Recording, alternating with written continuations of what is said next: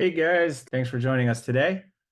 Today I'm going to show you a quick video on how to easily swap within the same chain on MetaMask. And so today I'll be showing you guys how to swap USD for Matic in case that's something that you want to do. So you're just going to easily go to your MetaMask and there's a swap button right there in the middle. You're going to hit swap. And then, so I want to go from USDT, and what I want to receive is Matic. And a lot of people would like Matic on this chain just because of gas fees on the Polygon chain. And so you'll just hit an amount.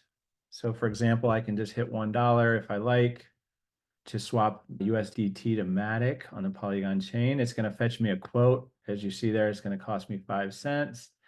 And then I go ahead and hit swap. And it's just as easy as that. And then once I do that, I'll check my balance and then I'll have my Matic in my balance and then you're good to go.